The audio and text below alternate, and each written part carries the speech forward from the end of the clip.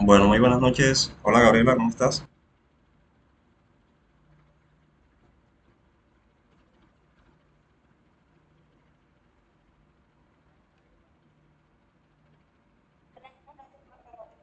Bien, gracias a Dios, muy bien. ¿Se escucha bien? Vale, perfecto. Entonces vamos a dar inicio a la sesión tutorial del día de hoy.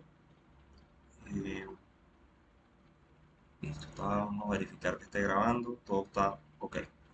Bien, antes que nada, muy buenas noches. Espero que hayan tenido una grandiosa semana, que ya está para terminar casi.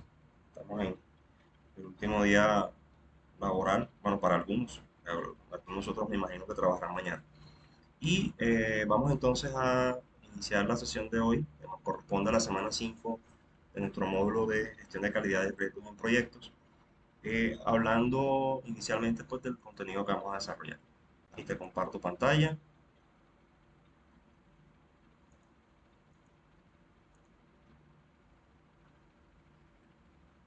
y eh,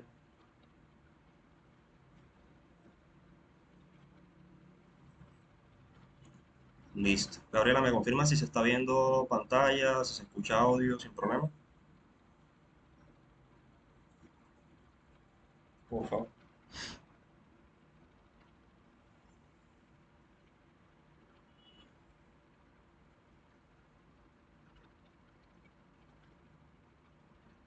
Bueno, nos corresponde en esta semana 5 vamos a empezar ya a trabajar el otro aspecto complementario de este módulo. Si ustedes recuerdan, les había comentado que este módulo corresponde a la mezcla entre dos puntos de vista frente a la gestión de proyectos. Uno, el que corresponde a los procesos de gestión de calidad, que es el que hemos venido trabajando hasta la semana anterior. Y a partir de ahora, en estas últimas 3 semanas, pues abordaríamos todo lo que corresponde al componente de gestión de riesgos. Si bien es cierto, estamos dejando, digamos, metodológicamente lo estamos dividiendo, por decirlo de alguna forma, desde el punto de vista aplicado son dos procesos que se trabajan muy de la mano. ¿Bien? Entonces, es muy importante que tengamos eso presente porque los aspectos que nosotros hemos venido trabajando de las semanas anteriores en relación al concepto, a las herramientas, sobre todo de gestión de calidad, nos van a ser muy útiles en el proceso que vamos a empezar a manejar ahora en lo que corresponde a la gestión de riesgos. Cuando hablamos de gestión de riesgos, entramos en un contexto que es un poco relativamente nuevo para el contexto de proyectos o de gestión de proyectos. Nuevo en sí no, porque digamos, una temática que se aborda desde otras miradas, como es el caso, por ejemplo, de la seguridad y salud en el trabajo, en cuanto a análisis de puestos de trabajo, condiciones laborales, etcétera. Pues ahí se aborda mucho el tema de gestión de riesgos desde esa óptica, ¿sí? Pero nosotros lo vamos a ver, vamos a trabajarlo desde la óptica de la gestión de proyectos, que pues ha sido, digamos, un componente relativamente nuevo en lo que tradicionalmente significaba los procesos de administración y gestión de proyectos tradicionales. Entonces, este es un aspecto muy importante, repito, como les digo, y, y les dejo ahí también pues la inquietud, es uno de los componentes en donde de pronto mm, menos competencia hay. ¿A qué me refiero? Si uno se pone a buscar en el campo laboral expertos, especialistas, bueno, sobre todo personas certificadas sobre todo en temas de gestión de riesgos en proyectos, son muy pocos los que encuentras. En Barranquilla creo que son dos personas que hay nada más con ese tipo de certificación. Estoy hablando de certificación PMI, no del conocimiento como tal. Entonces, eso pues se los comento simplemente para que vean, digamos, eso ya va en cada uno en sus preferencias profesionales, pero sí es bueno hacer ese tipo de observaciones para recalcar simplemente que hay una buena oportunidad en lo que laboralmente se refiere para aquellas personas que les interese mucho esta temática y que a futuro quieran de pronto hacer un proceso de certificación con PMI, especializándose en lo que corresponde a gestión de riesgo, pues ahí digamos hay muy poco profesional y la demanda cada vez es mayor. Eh,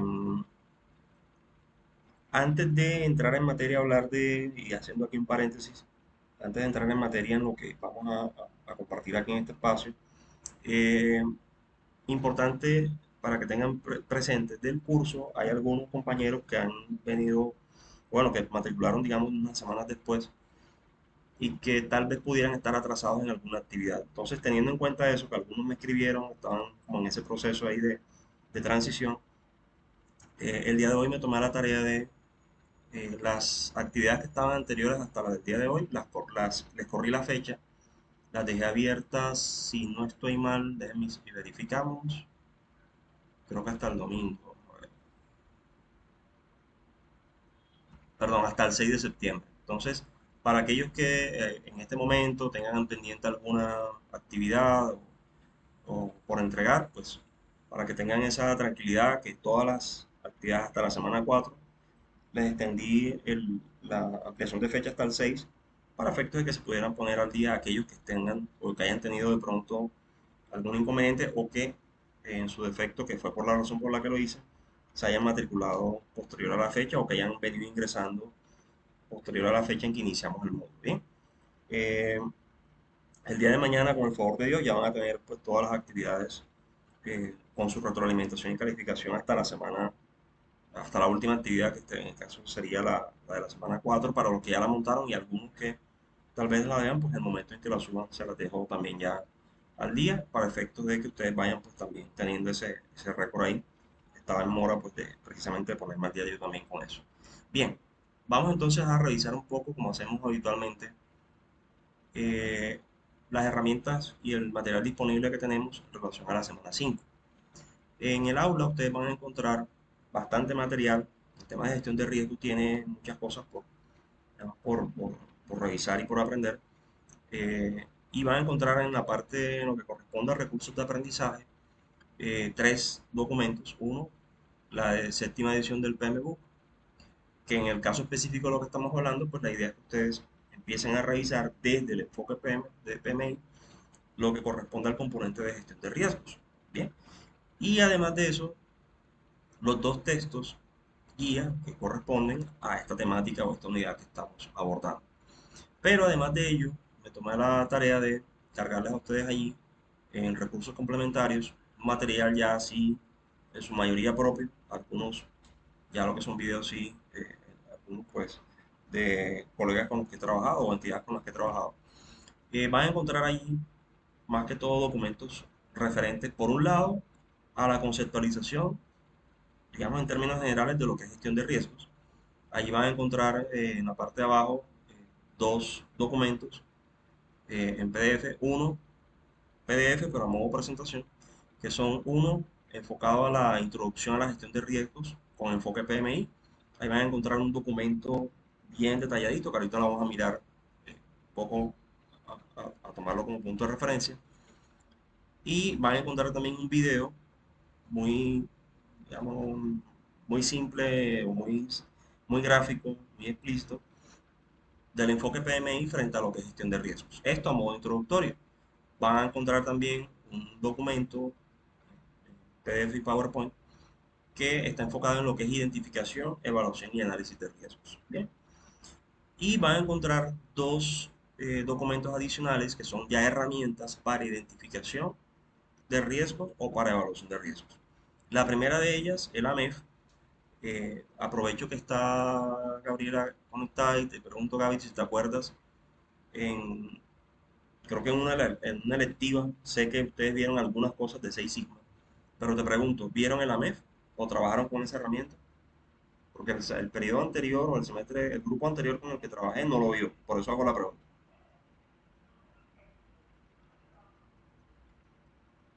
¿No lo vieron? Perfecto, listo. Entonces, yo siempre hago la consulta simplemente por si acaso. En el grupo anterior tampoco lo vieron, pero de todas maneras siempre me gusta tener la claridad para de pronto no repetir cosas que ustedes ya hayan visto. Bien, esta herramienta MEF es una metodología para gestión, para identificación, valoración, análisis y control de riesgo. Nos permite hacer todo el barrido completo. Bien, es una herramienta que es propia de la metodología de mejora continua, Seis Sigma sobre todo, pero que es totalmente, la podemos tomar y utilizarla sin ningún inconveniente porque la estructura metodológica es la misma que se sigue bajo el enfoque de gestión de riesgos en PMI. Entonces, ahí en este archivo en particular, que ahorita me voy a enfocar en ese sobre todo en el día de hoy, en la primera etapa, está claro, precisamente esa herramienta te permite hacer todo el ejercicio. Entonces, en términos de tiempos, nosotros este componente del módulo que está asociado a gestión de riesgos lo vamos a dividir en tres etapas. Una primera en donde vamos a identificar, ¿sí?, riesgos asociados a la gestión de algún proyecto. Una segunda en donde los vamos a cuantificar y cualificar, es decir, ya entrar a un tema de valoración, tanto cualitativo como cuantitativo. Y un último, que sería para la última semana, la semana 7, en donde entraríamos allá a la fase de control y de intervención en ello. Entonces, en ese orden de ideas, esta metodología o esta herramienta MEF nos permite hacer todo completo. Mi propuesta es para los que decidan, porque igual la actividad está abierta para hacerlo como con la herramienta que ustedes deseen o con la cual se sientan más cómodos. Yo voy a explicar esta MEF porque precisamente cubre todo. Entonces no tengo que utilizar más de una herramienta, sino con una sola puedo hacer todo el ejercicio. Y es una herramienta bastante, digamos, útil en procesos de mejora y gestión y control de riesgos en proyectos. Em, yo hoy voy a, digamos, a avanzar en parte de la herramienta, luego la vamos a tomar y la idea es que en estas 3 semanas la podamos ver completa. No la vamos a ver toda en una sola semana. Y aparece también otra herramienta que les estoy compartiendo acá, son estos dos archivos que ustedes ven aquí. Uno es, digamos, la parte conceptual de lo que es la metodología Boutique y un video que es de las, si no estoy mal, es de una de las universidades españolas con las que he trabajado, con la Politécnica, una consultora eh, de- que trabaja, pues tiene su firma independiente, en donde también explica como a modo complementario esta herramienta también, que a diferencia de AMEF, Bowtie tiene la característica que te permite analizar y valorar riesgos, más no identificación. Se supone que cuando yo voy a trabajar con Bauti, ya debo tener los riesgos identificados. Mientras que AMEF, no, AMEF te deja hacer todo completo. Entonces, por eso me gusta que ustedes conozcan diferentes tipos de herramientas y se las estoy compartiendo acá en esta parte de recursos complementarios a modo de, digamos, adicional, porque eso no está dentro de la estructura del módulo normalmente en los sílabos, pero siempre me gusta incluir cosas nuevas, adicionales, que a ustedes les sirvan para hacer las cosas de la mejor manera y ya cada quien decide qué herramienta utilizar en un momento dado. Bien, entonces ese es el material con el cual vamos a estar trabajando esta primera parte de identificación de riesgos. Entonces, para entrar un poquito en materia y que ustedes puedan familiarizarse con el material que está aquí, yo voy a hacer como una revisión de parte, no toda, porque el tiempo no lo da, pero sí parte de los tres eh, materiales que están aquí. Vamos a empezar por esta identificación, evaluación y análisis. Y en este punto, digamos, partimos de poder nosotros contextualizarnos en dónde estamos frente a, cuando nos referimos a esto de gestión de riesgos. El proceso de identificación, evaluación y análisis de riesgo es un proceso que se aplica para absolutamente, se puede aplicar para muchos contextos. Obviamente a nosotros nos interesa enfocarlo en lo que es gestión de proyectos, pero básicamente cuando hablamos de este proceso de identificación hasta la administración de riesgos, metodológicamente hablando, estuviéramos hablando de 4 fases o 4 intervenciones que yo debo hacer para evitar, digamos que, un riesgo identificado o no identificado, controlado o no, pueda afectar la ejecución del proyecto tal como se tiene planificado. Y para ello nosotros utilizamos 4, digamos, actividades metodológicas. La primera, que tiene que ver con la identificación de esos riesgos, el análisis de los mismos, la valoración, que lleva un componente cualitativo y un componente cuantitativo, para determinarnos a nosotros al final un nivel de riesgo determinado, y a partir de ello poder nosotros definir una respuesta.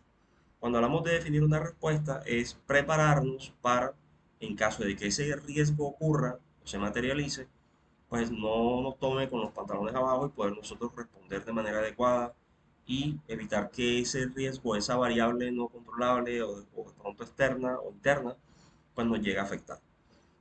En términos generales, yo lo primero que les podría decir es que el mayor de los riesgos que puede tener una organización, un proyecto, y cualquier proceso a nivel, digamos, gerencial es tener debilidades desconocidas que no conocemos o que no las tenemos ni siquiera identificadas o que aún teniéndolas identificadas asumimos que por ser prácticamente poco probables, pues entonces no les ponemos atención.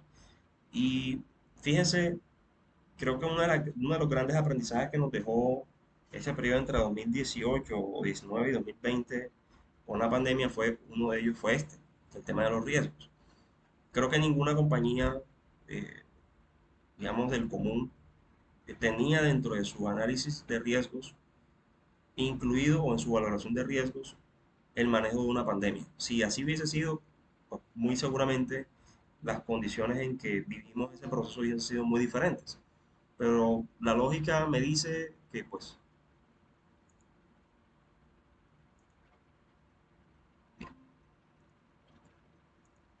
es muy poco probable, digamos, que las organizaciones hubiesen podido incluir, por ejemplo, dentro de un DOFA o dentro de cualquier herramienta de identificación de riesgos, pues hablar de la pandemia, eso no estaba seguramente por allí.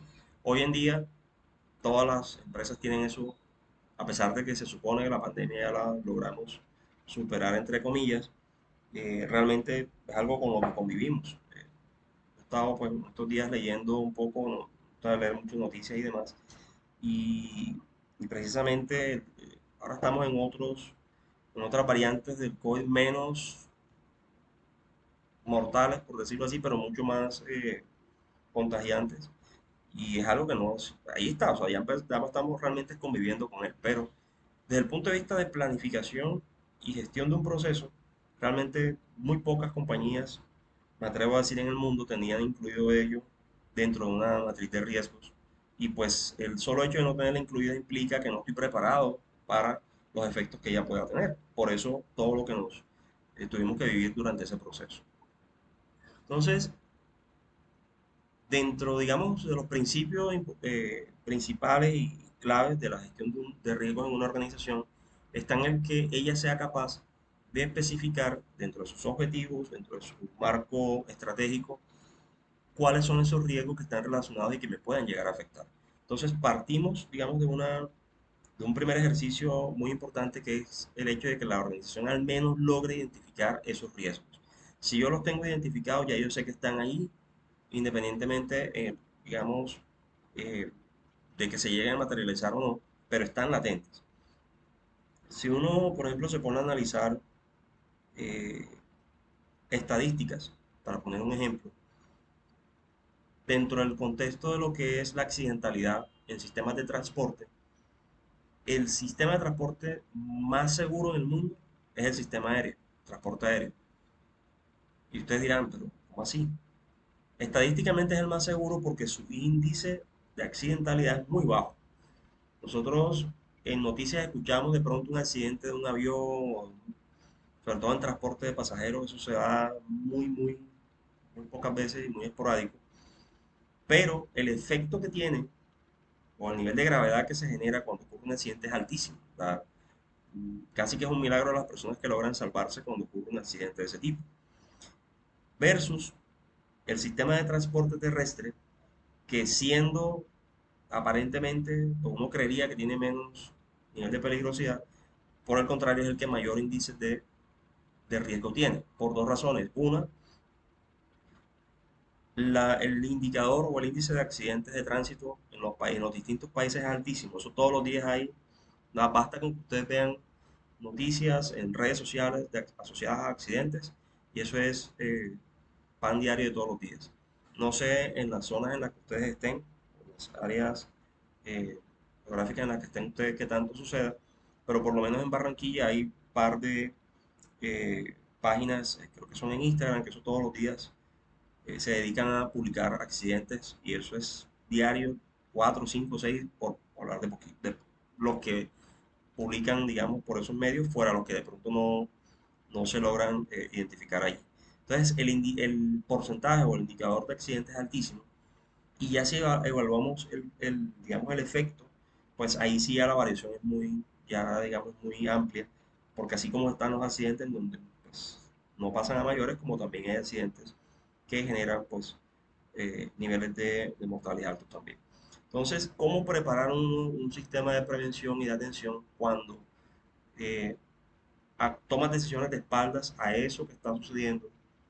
Que en este caso es conocido porque hay unos indicadores estadísticos que te están hablando de ello.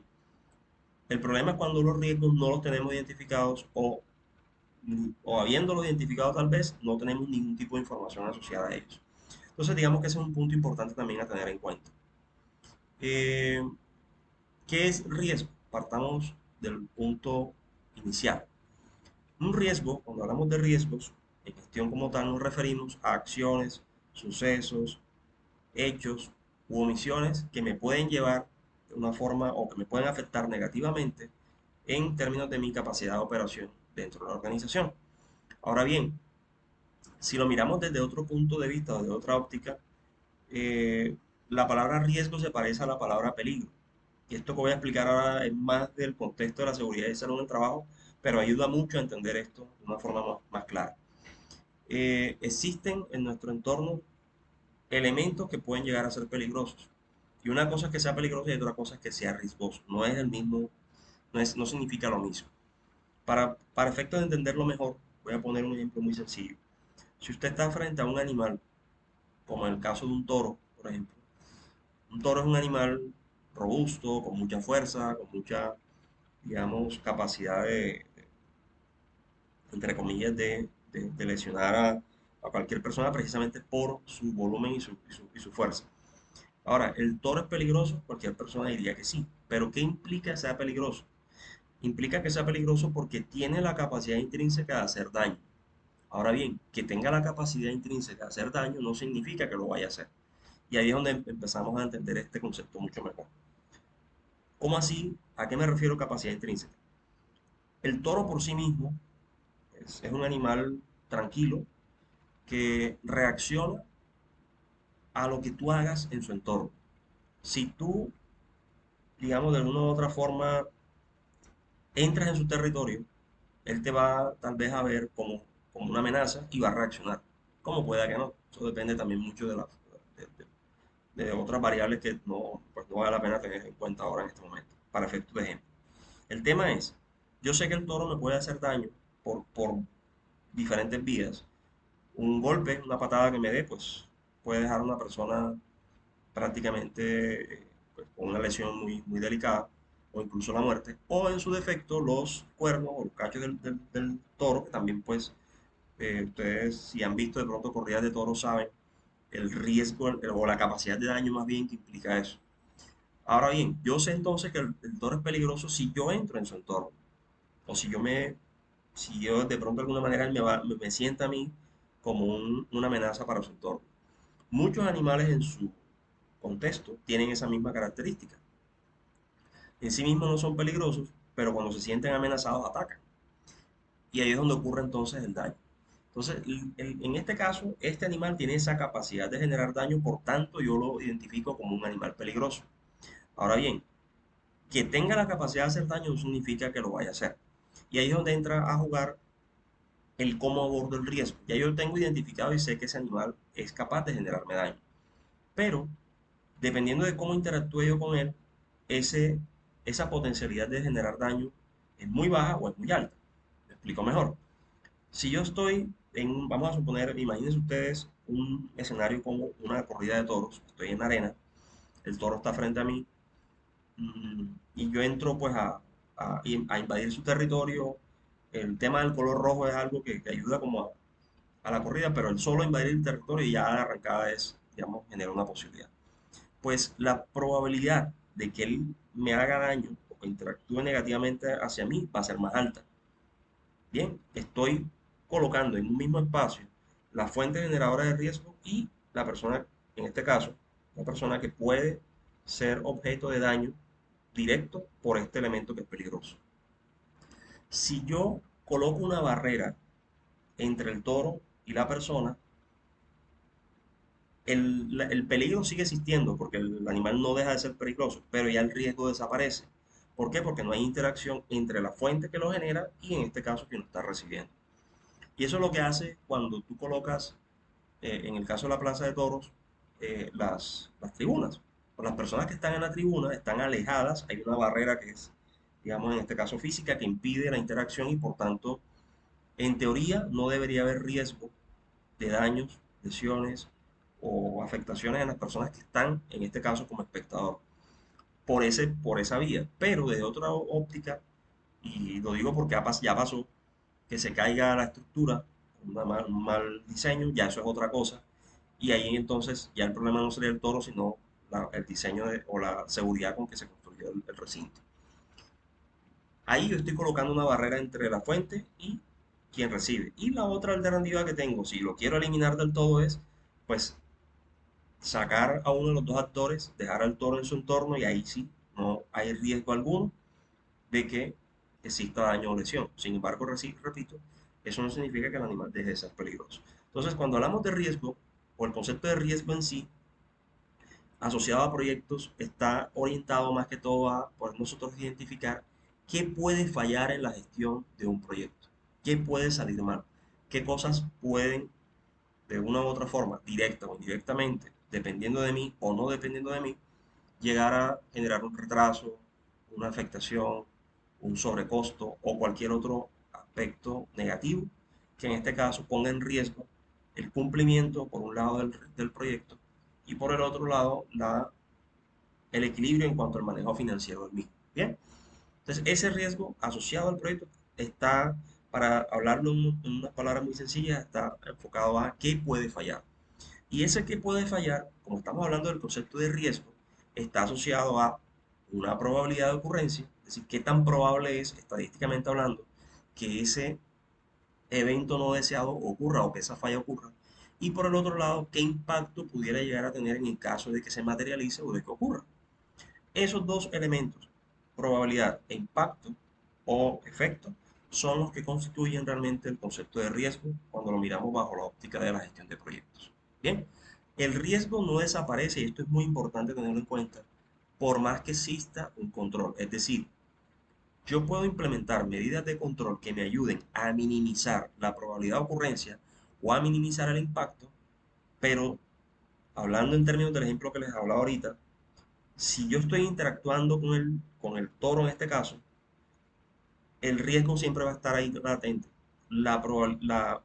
El peligro de que ocurra algo siempre va a estar ahí presente.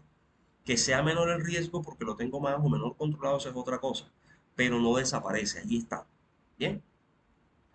Distinto es que yo tome alguna acción que me permita modificar el proceso, cambiar alguna actividad, reemplazarla por otra, etcétera, que elimine la fuente. Ahí sí, si yo elimino la fuente generadora de riesgo, ahí sí lo estoy, digamos, evitando del todo. Pero mientras tanto, así yo coloque controles, lo que estoy haciendo simplemente es disminuir la probabilidad o disminuir el impacto. Pero el riesgo no desaparece o no, digamos, allí está latente. De hecho, por eso puse el ejemplo hace un ratito en relación al tema del COVID, porque en este caso, pues, poniéndolo como un ejemplo genérico, es una situación que nosotros no hemos superado como, como seres humanos. El riesgo sigue, el COVID en este caso todavía está ahí. Hay personas contagiándose todavía, hay variantes. Ahora mismo hay una, hablaba yo en estos días con un familiar que es médico y me decía que ahora mismo, por lo menos en Barranquilla, hay una mezcla tremenda entre personas con cuadros gripales por una virosis que hay, por los cambios de temperatura también, que eso afecta mucho. Está mezclado con variantes de COVID que están en este momento teniendo alto nivel de contagio. Simple y sencillamente que ya no genera el mismo impacto de antes, y ahí es donde vamos a esto, hablamos ahorita de impacto y probabilidad, por, precisamente por el hecho de que en este caso los efectos ya no son tan mortales o tan riesgosos como lo eran antes. Entonces por eso ya, digamos, la gente está un poco más eh, tranquila, entre comillas, y no hay de pronto esas restricciones que teníamos antes. Entonces eso es importante tenerlo en cuenta porque, repito, el riesgo no siempre desaparece, o más bien no desaparece con el hecho de que tengas un control, porque incluso hasta el control puede fallar. Y, perdón. Y ustedes recuerdan, de hecho, por poner el ejemplo, siguiendo la misma línea del tema del COVID, cuando en algún momento se colocaron medidas de control que iban asociadas a la toma de temperatura a las personas. Tú ibas a entrar de pronto a un recinto, a un centro comercial, a comprar comida, no sé, y te tomaban la temperatura. Si tenías fiebre te ibas, si no, te dejaban entrar. Pasó el tiempo y se comprobó que esa medida de control no era efectiva porque simple y sencillamente habían personas que eran asintomáticas y entonces ahí no había forma de identificarlo y que a cualquier persona le puede dar fiebre, no necesariamente por COVID. Entonces, eso simplemente por poner un ejemplo y decirles que el hecho de que yo tenga un mecanismo de control no me garantiza que el riesgo desaparezca. ¿Bien? Bueno, entonces aquí en esta material que les estoy mostrando en este momento, ustedes van a encontrar más que todo la parte conceptual asociada a lo que es, a lo que es la definición de riesgos. ¿Qué significa una identificación de un riesgo? Es decir, cómo lo ubico espacialmente o temporalmente dentro de mi proceso, cómo sé yo dónde está, eso es importante. Si yo no lo identifico, pues mucho menos voy a poder controlarlo porque no lo tengo pendiente, no lo tengo dentro de mi radar. Entonces, el primer punto o el primer paso, digámoslo así, metodológicamente hablando, es poder identificar dónde están esas fuentes generadoras de riesgo asociadas a un proyecto. Y la segunda es la valoración que la vamos a ver más adelante. Bien, bueno, entonces voy a salirme de aquí un momento porque, repito esto, estoy tratando como de que ustedes sepan qué es cada cosa. Y vamos acá, van a encontrar otro material, que este sí está dividido, está una presentación que les diseñé y también tienen ahí un video explicativo también muy interesante, que hace referencia a el concepto de riesgo, pero ya visto desde la metodología PMI. Eh, para efectos también ahí de ubicarnos un poco, esta presentación básicamente está asociada a la primera fase, manejo e identificación. Volvemos a lo mismo, van a encontrar ahí el manejo conceptual, dicho de otra forma, pero en esencia lo mismo. Decimos que un riesgo entonces es una actividad, un suceso o algo que hay en el entorno que en el caso de que ocurra, pues va a tener un efecto positivo o negativo en los objetivos del proyecto. Eso bajo el enfoque PMI. Entonces, un riesgo puede ser una amenaza y esto sí es importante, digamos que lo resaltemos, y es que bajo los enfoques tradicionales de gestión de riesgo, el riesgo casi siempre se asocia a una amenaza, algo que puede hacerme daño, algo que puede poner en riesgo mi proceso, algo que puede fallar. Pero bajo el enfoque PMI, si hay algo muy, muy importante y muy interesante, y es precisamente esto lo que quiero resaltar acá, y es que el riesgo no necesariamente se aborda como una amenaza. Un riesgo puede llegar a ser una oportunidad si lo sabes manejar, si lo sabes aprovechar. Bien, entonces, eh, para ponerles de pronto un ejemplo, en pleno COVID, esas personas, si bien hubo muchas personas que de pronto encontraron amenazas, no solamente de la vida, sino de su manejo personal, sino ya desde el punto de vista empresarial, empresas que quebraron, empresas que no podían ofertar servicios ni productos, que tuvieron que frenar durante varios meses sus actividades, etcétera, y sobrevivieron las que pudieron, pero otras que quedaron por fuera del mercado y que para recuperarlas pues ha sido muy complejo. Pero también ahí en ese contexto de cosas negativas hubo muchas oportunidades. Empresas que lograron identificar, por ejemplo, nuevas formas de hacer negocio a partir de lo que tenían. Y hablo puntualmente de las empresas del sector textil. Pues en pandemia muchas personas dejaron de comprar, la gran mayoría de las personas no compraban ropa ni calzado. Pues ¿para qué si uno no podía salir de su casa? A lo sumo de pronto, eh, para estar en casa tal vez, pero realmente pues es un mercado que se vio muy tocado en plena pandemia. Tal vez las empresas grandes, consolidadas, con una buena estructura financiera, pudieron soportar el asunto, pero las pequeñas y medianas, pues obviamente el efecto fue mucho más fuerte. Entonces, para este mercado de empresas pequeñas y medianas, ese riesgo de no poder, de saber que existe una limitante, que las personas no van a poder salir, que no están comprando, etcétera, se convirtió en una oportunidad para aquellas que lo vieron de esa manera y que transformaron su proceso de fabricación para, en este caso, producir y comercializar tapabocas, por ejemplo. Entonces, ahí yo estoy tomando un riesgo que hay en el externo, en este caso, que me está afectando, pero le estoy dando la vuelta y lo estoy transformando en una oportunidad, en este caso, de mercado. Esto simplemente para decirles que, y eso es lo que quiero resaltar en este punto, interesante, y es que PMI tiene una mirada diferente y muy interesante, en el sentido de que los riesgos no solamente se abordan desde lo negativo, desde una amenaza, sino también pueden abordarse como una oportunidad para aprovechar y generar, digamos, ventajas competitivas. ¿Sí? Bien, entonces ese, digamos, es el punto ahí que quería como resaltar, porque lo demás, pues, por efecto de tiempo, repito, no alcanzo a coger todo, pues, estoy ahí compartiendo bastante material respecto a este tema. El otro aspecto importante para que también nos vayamos familiarizando y es, bajo el enfoque PMI, el manejo de riesgos se trabaja en 6 etapas. Primero se planifica el manejo de riesgos a partir de una identificación, que es el punto de partida, de un análisis cualitativo y de un análisis cuantitativo. Es decir, cada riesgo que yo identifico lo voy a analizar desde lo cualitativo, desde lo cuantitativo. A partir de ese análisis, de esa mezcla entre el análisis cualitativo y cuantitativo, que lo vamos a ver la semana siguiente, es que yo genero un plan de respuesta. Es decir, cuando ya yo sé a qué riesgo me estoy enfrentando, qué probabilidad de ocurrencias tienen, qué impacto genera, dónde está la fuente, a quiénes está afectando, etcétera, etcétera, pues ya yo puedo construir y diseñar un plan de respuesta que me permita responder o actuar de manera asertiva en caso de que ese riesgo me afecte negativamente o de aprovecharlo en el caso de que el riesgo se vea bajo la óptica de una oportunidad. Y el último es el monitoreo y control. Entonces, yo ahorita les decía, de pronto para los que se han ido conectando, no alcanzaron a escuchar, que en el aula ustedes van a encontrar dos tipos de materiales. Uno, déjenme me salgo aquí. Uno que es pues, toda esta parte, digamos, conceptual. Yo les pediría inicialmente que se revisen estos dos materiales. El primero que es identificación, evaluación y análisis de riesgo, que es más conceptual, y luego mirarlo desde la óptica PMI. Bien, que es el material que les acabo de abrir. Una vez hagan ese proceso, van a complementar con un par de herramientas que les estaba compartiendo aquí en el aula.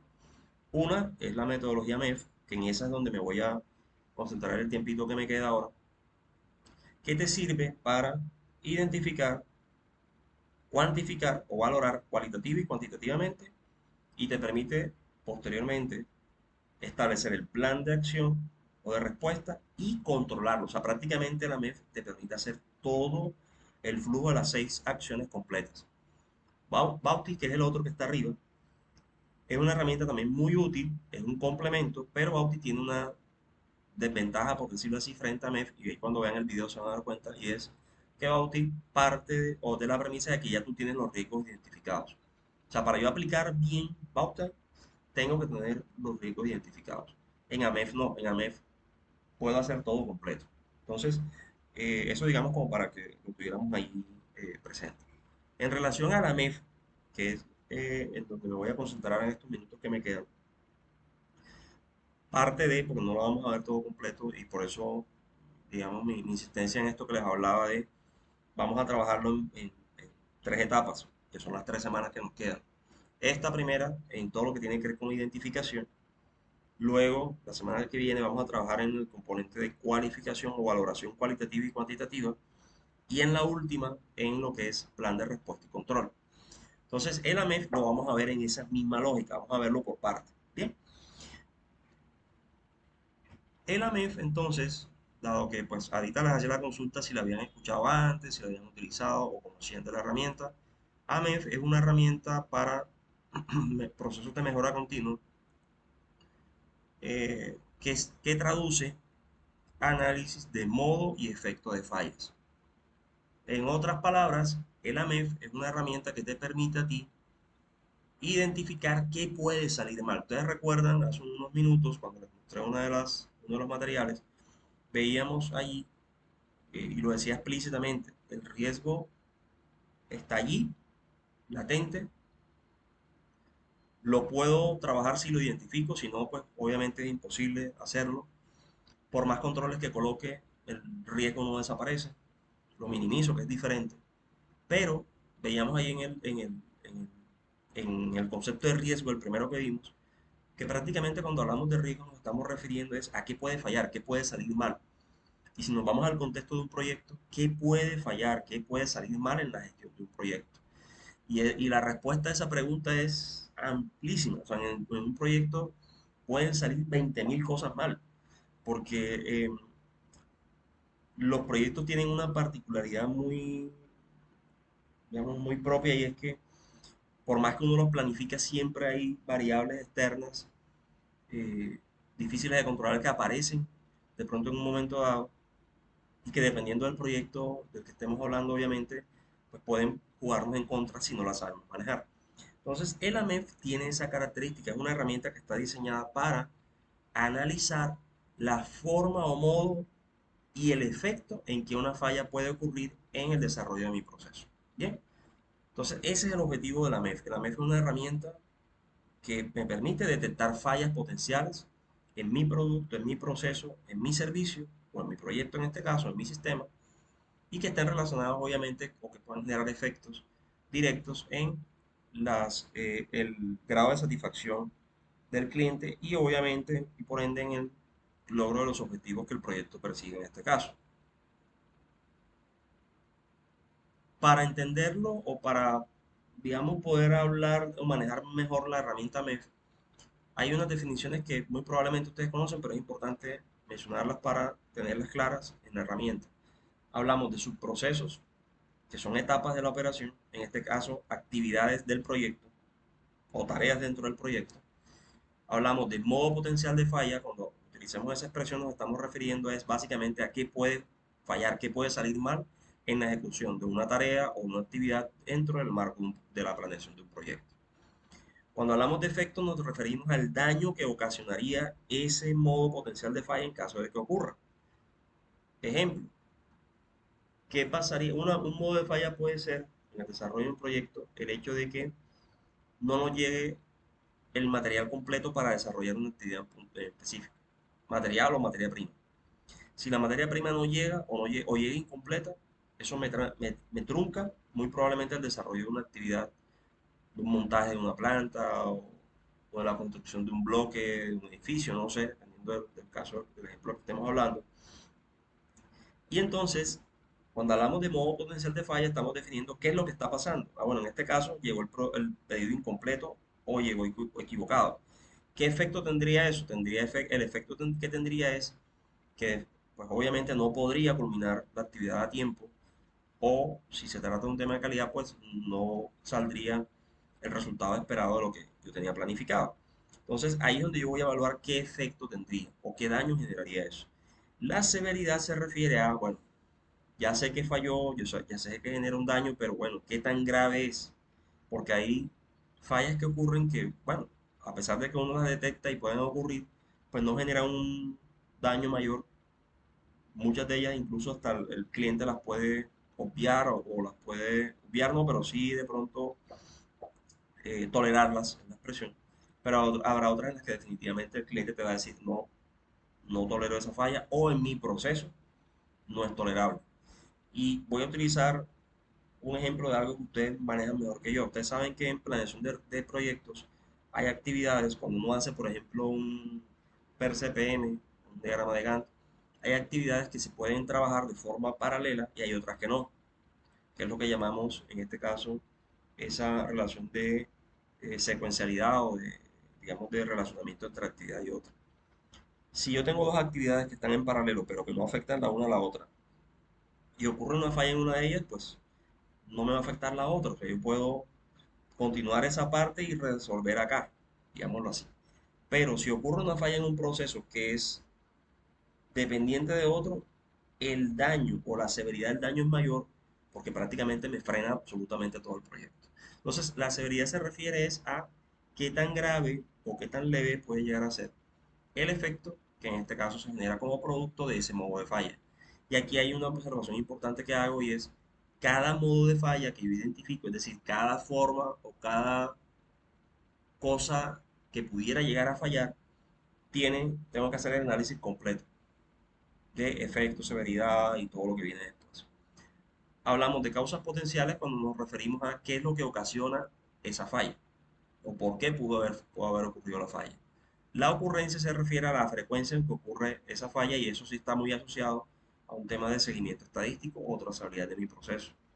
cada cuánto o con qué frecuencia los pedidos llegan incompletos, con qué frecuencia de pronto se para la obra o se paraliza la obra por algún motivo. Entonces, eso es a lo que se refiere a ocurrencia. Control dentro de la matriz AMEF y dentro de términos generales de la terminología de gestión de riesgos, se refiere a qué dispositivo, proceso, documento o sistema tengo montado para evitar o detectar la falla. Ustedes se acuerdan la semana anterior que vimos los Pokayoke. Los Pokayoke se convierten, de hecho son mecanismos que me permiten hacer esto que acabo de decir, detectar o evitar la falla. Cuando yo implemento un Pokayoke estoy evitando que todo esto se genere.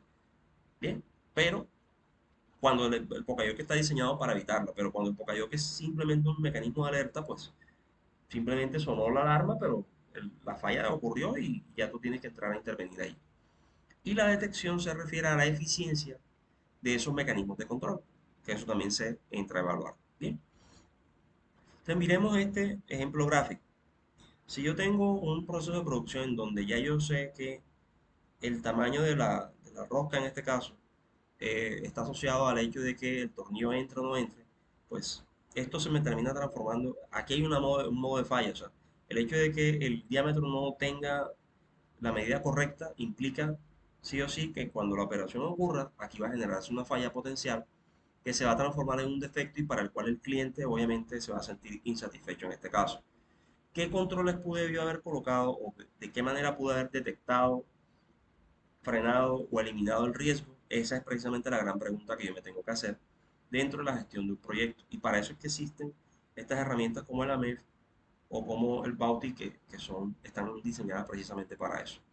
Entonces, como les decía, el AMEF se hace o se construye en dos etapas, por decirlo así. Una primera es la fase de identificación, que es en la que me voy a enfocar en esta primera sesión o en esta primera parte de este tema de gestión de riesgo.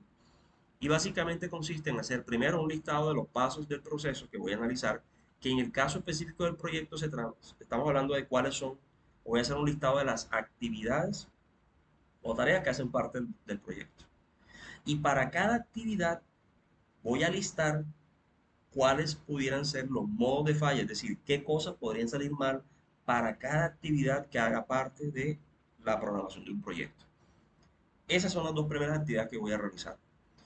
Tomo mi proyecto, lo planifico, lo estructuro cronológicamente hablando, utilizando la herramienta que tú quieras, un diagrama de Gantt o cualquier otro similar. ¿Bien? O un cronograma sencillo. Entonces yo tengo el listado de actividades, es lo primero, y para cada actividad hago un listado, que ese es el punto 2, de modos potenciales de falla, es decir, cosas que pudieran ocurrir que se constituyan en un error o en una falla. Bien, para cada modo de falla, y aquí hago la claridad, una actividad puede tener uno o múltiples modos de falla. El producto puede fallar de muchas formas. Y yo lo que voy a entrar precisamente es a evaluar en esa parte cuáles serían los efectos de cada modo de falla en caso de que ocurra. El punto 4 es cuáles serían las causas o identificar cuáles serían las causas por las cuales se puede originar esa falla, que también pueden ser muchas, pueden ser una, pueden ser varias. Y si ustedes están notando lo que estoy diciendo, esto se está, o sea, a la medida que voy pasando de paso uno 2 3 y voy avanzando, es casi como si estuviera construyendo un árbol.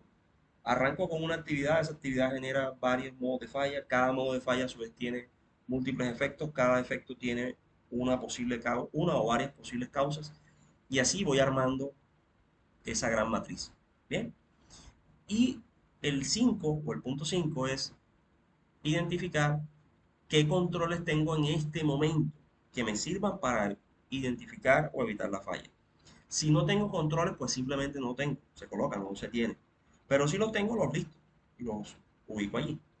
La parte 2 del formato la vamos a dejar para la semana que viene. Bien, entonces, en términos prácticos, el AMEF es una matriz similar a la que les estoy mostrando en pantalla en este momento, que eso se puede hacer en Excel sin ningún inconveniente, en donde yo tengo las actividades, que es la columna uno. Repito, para un proyecto, entonces en este caso sería cada tarea o cada actividad del proyecto, iría aquí, en la primera columna. Y para cada actividad del proyecto voy a hacer un listado de cuáles serían las entradas críticas, es decir, cuáles son esas variables que alimentan el proceso a esa actividad y que pudieran generar algún tipo de falla. ¿Para qué? Para poder identificar de qué modo puede fallar. O sea, la columna 3 ahí donde está la clave del cuento. Actividad y pensar en qué cosas pueden salir mal para efectos de identificar diferentes tipos de modos de falla. Para cada modo de falla, para cada uno, identifico el impacto que tiene o el efecto que tendría cualitativamente hablando. Todavía no lo vamos a cuantificar, sino cualitativamente hablando. ¿Qué pasaría si el proveedor despacha tarde? ¿Qué pasaría si la herramienta se dañó? ¿Qué pasaría si el trabajador no está en condiciones de trabajar? ¿Qué pasaría si el trabajador no cumple con los requisitos técnicos o no tiene la certificación en alturas para poder hacer el trabajo, etcétera? O sea, ¿qué cosas pueden ocurrir y cómo pueden generar o qué efectos pueden llegar a tener? Las otras columnas, las que vienen después, de aquí de Severiana hacia adelante, las vamos a trabajar la semana que viene. Bien, te voy a, y disculpen que me pase de pronto tal vez un poquito, pero voy a tratar de ejemplificarlo o de escribirlo de una forma muy sencilla con un ejemplo. Vamos a tomar como ejemplo de referencia la preparación de un café en un restaurante. Imagínense ustedes que están en un Juan Valdés o en una empresa de estas. Y yo lo que voy a hacer aquí es tomar una matriz causa-efecto, que es una de las herramientas que se usan mucho en cuestión digamos, de procesos, en donde yo voy a colocar aquí las variables de entrada de mi proceso, que son en este caso el filtro, estoy hablando de la preparación de un café, el filtro, la cantidad de agua, el polvo de café que estoy utilizando, el color, el tiempo de preparación, la servilleta, la cuchara, la taza, todas las variables de entrada asociadas a la preparación de un café. Y por acá, esas son las que aparecen en esta primera columna. Y en esta fila que estoy señalando en este momento, aparecen las variables de salida, que son cómo yo evalúo, en este caso, el café o la calidad del café. Y yo el café lo estoy evaluando por el sabor, por el olor, por la temperatura, por el color y por la presentación. Tengo 5 variables ahí. ¿De dónde salieron esas variables? Esas me las da el cliente. Y para poder llegar a eso, por ejemplo, yo pude haber hecho perfectamente un análisis de Gantt y saco cuáles son esas variables de salida del proceso. Entonces yo aquí tengo una matriz causa-efecto, que no necesariamente para construir la MEF debas tenerla, pero que ayuda mucho. O sea, si tienes la matriz causa-efecto, fabuloso. Me voy a la MEF. Entonces, voy a tomar cada actividad del proceso. La primera actividad del proceso es la preparación de la cafetera, ¿sí? Digamos como tal. A esa actividad, preparación de cafetera, yo empiezo a hacer el listado de cuáles son los posibles modos de falla. Entonces, ¿qué puede pasar en la preparación de una cafetera? Uno, que yo utilice poca cantidad de café. Dos, que utilice mucha cantidad de café. O tres, que el polvo de café que estoy utilizando esté vencido, la fecha de vencimiento. Esas son tres fallas que pueden ocurrir en la preparación de la bebida, asociadas en este caso a el polvo de café. ¿Qué puede salir mal? Lo que hablamos ahora. Entonces, fíjense, en una actividad puede pasar estas tres cosas. Las tres son negativas en este caso, porque si yo utilizo poco café, el café que no va a tener sabor, no va a tener el característico color, no va a tener el olor asociado. Como decimos aquí en la costa, va a ser un café bendecido o bautizado y pues obviamente el cliente lo va a rechazar. Si yo le echo mucha cantidad de café, de polvo en este caso de café, el café va a quedar muy cargado. Usted sabe muy bien que el café tiene la particularidad de que si lo utilizas muy, muy cargado, pues te queda, obviamente también dependiendo de la marca, pero queda un sabor muy, muy fuerte que pues tampoco es eh, recomendable. Habrá gente que le gusta así, ya eso es otra cosa muy distinta. Pero en términos generales, yo debo buscar el punto de equilibrio entre no mucho, no muy poco. Y la otra es que si el café está vencido, pues obviamente eso también le va a generar efectos o no va a ser, digamos, eh, recomendable por los efectos que pueda tener, que ahora lo vamos a ver. Entonces, ¿qué pasa si yo utilizo poco café? El sabor no va a ser el adecuado, o sea, el café no sabe a café, ya ahí va un efecto. El café no va a tener olor característico del mismo porque le eché muy poca cantidad, entonces no huele mucho a café. Y el color transparentoso, eso parece más un té que un café. Bien, entonces esos serían los tres efectos que pueden ser más. Esto a modo de ejemplo.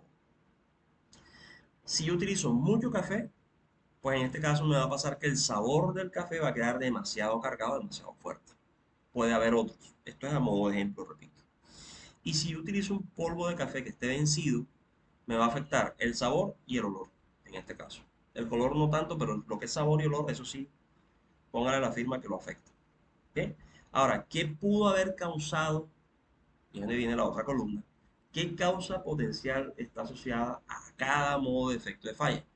Entonces, por ejemplo, si el café, si utilicé poca cantidad de café, la causa pueden ser varias. Uno, que no estoy utilizando ningún dispositivo de medición, sino que, como decimos aquí en la costa, echo el café a lo que, a lo que salga.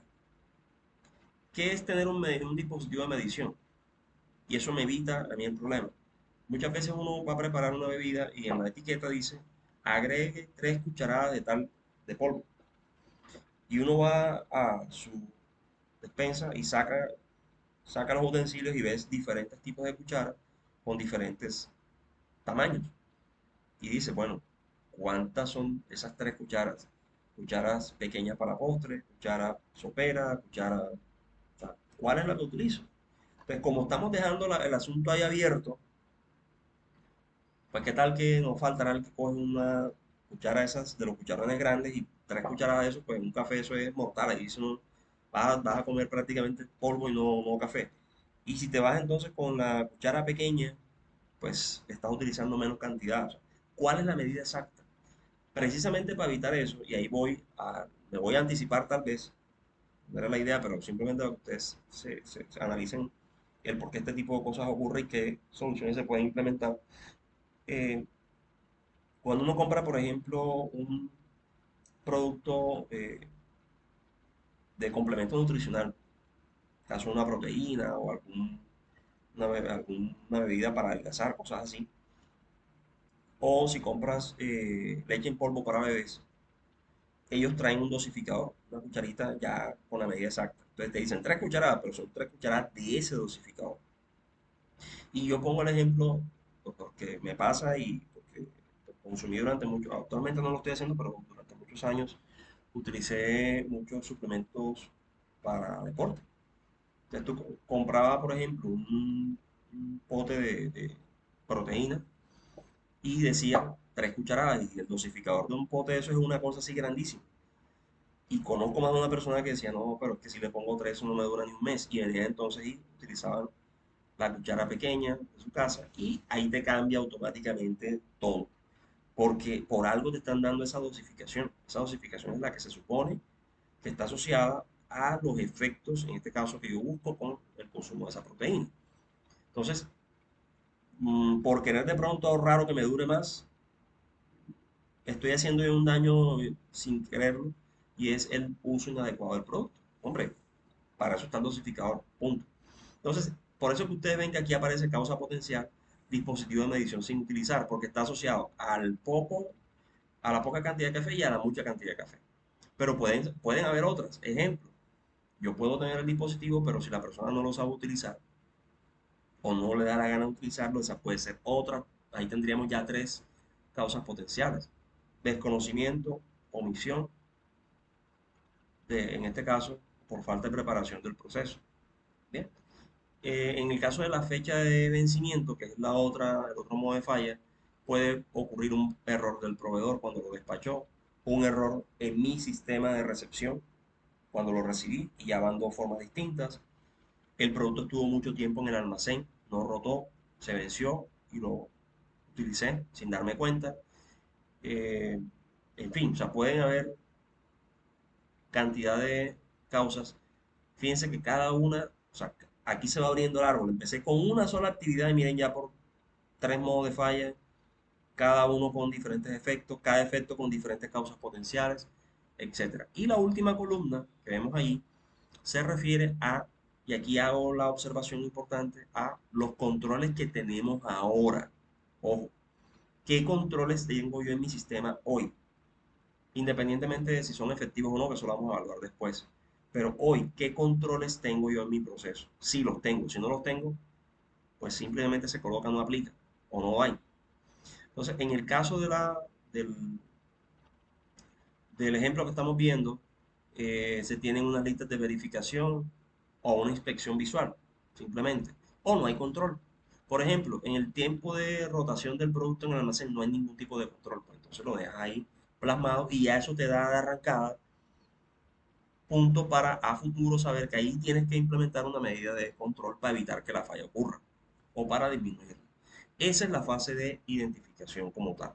Bien, esta presentación trae otras cosas más que las vamos a ver en la sesión siguiente que están asociadas a la parte de valoración. No voy a pasar de ahí, sino de este punto que es en el que estamos, que es el que está asociado a identificación. ¿Listo?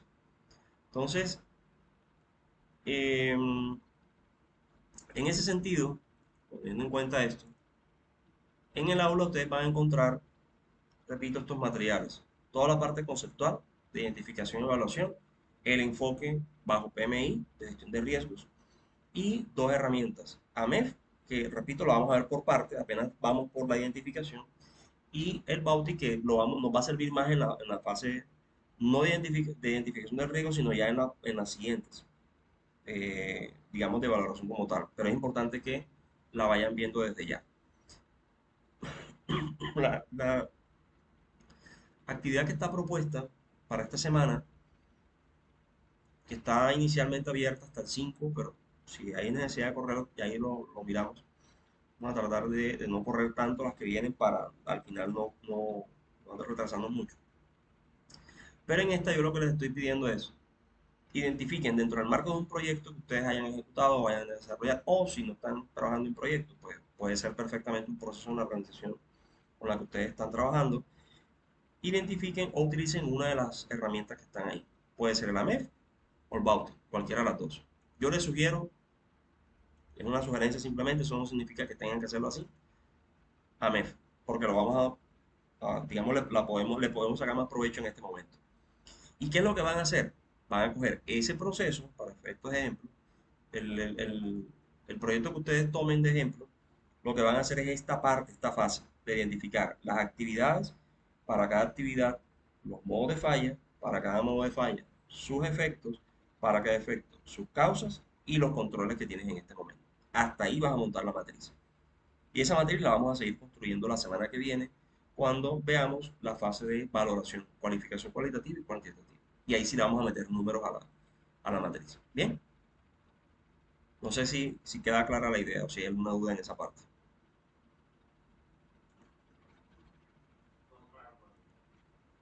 Ojo, repito, que no van a hacer toda la matriz completa, ni van a hacer todo el ejercicio de análisis de riesgo completo. Solamente vamos a hacer la primera fase que es identificación.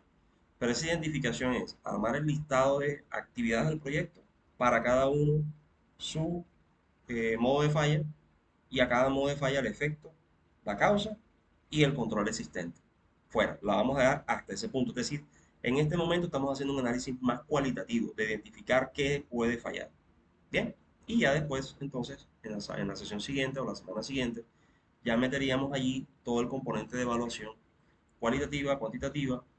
Vamos a definir cuál sería el nivel de riesgo y basado en el nivel de riesgo, entonces entramos a la última semana, a lo que serían las medidas de intervención o de control y de acción sobre lo que nos vaya mostrando, en este caso, la matriz de riesgo.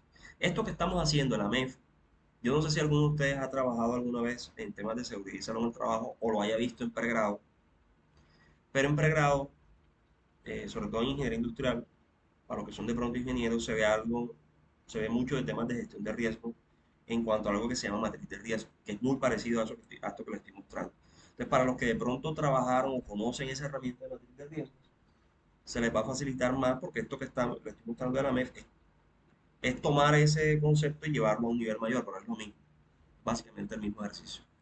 Así que, Gabriel, adelante.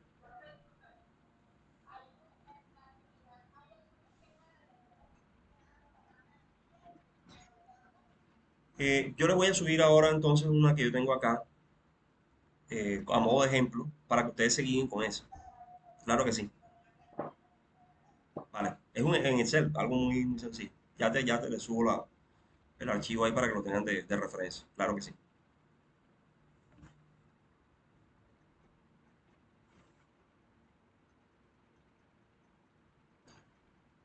Bueno, si no hay preguntas adicionales entonces, vamos a trabajarle entonces a esa actividad allí.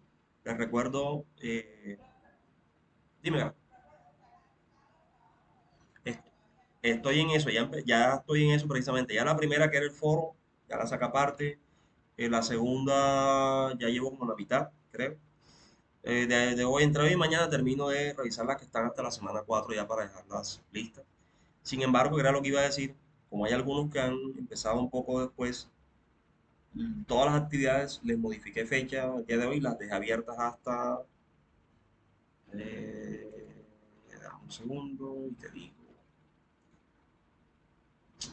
salí. Las dejé abiertas creo que hasta este fin de semana. Si dame un segundo y te confirmo. Porque precisamente la idea era, hubo algunos compañeros que me han estado escribiendo que han tenido dificultades y demás. Entonces la idea es que todos los que no hayan de pronto entregado se pongan al día y corrí todas o más bien le modifiqué la fecha y las dejé abiertos todos hasta el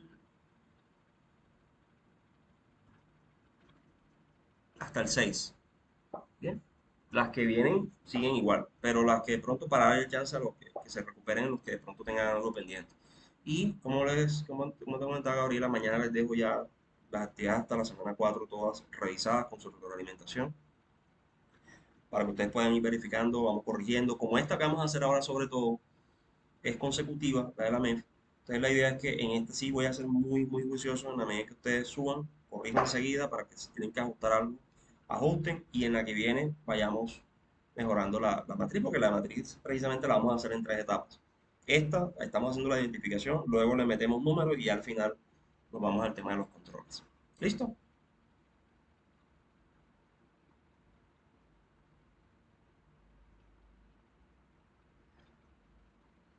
Bueno, entonces, una vez más, les deseo a todos un feliz fin de semana.